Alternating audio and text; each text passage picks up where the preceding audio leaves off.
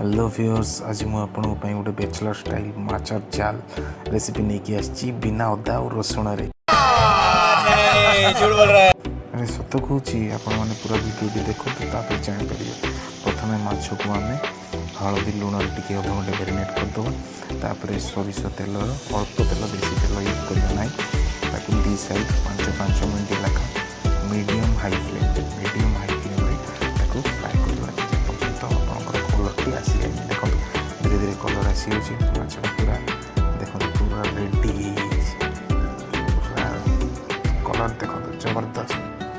कौन खाइबू कौन माछ खाइबू मटन खाइबू कड़े तेल पकईदे तेल पकई सारा हल्का जीरा टी पकईदे पकईकि सुखिला लंका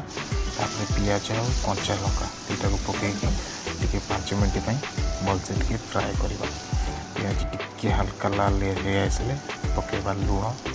तापर टी हल्दी पकईदे टी लंका गुंड पकईदे पकई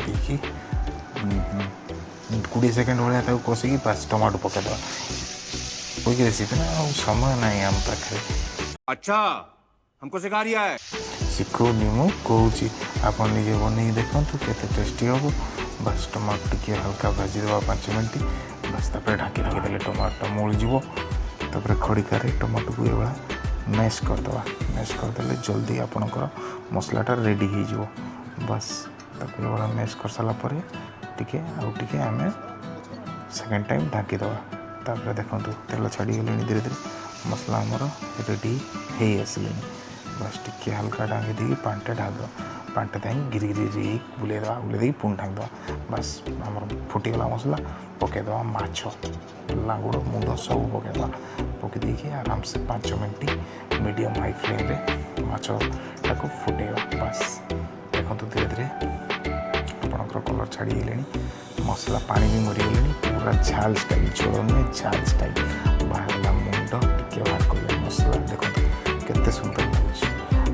तो खाली वीडियो देखिए पढ़ाते लाइक कि सब्सक्राइब करना मो चैनल प्लीज मो चैनल को सब्सक्राइब करूँ मो वीडियो को लाइक करूँ शेयर करूँ कले आहरी भी मजा मजा रेसिपी आपंपाई मुझे आसि देखो केते नंगा देखा देखो जबरदस्त देखा।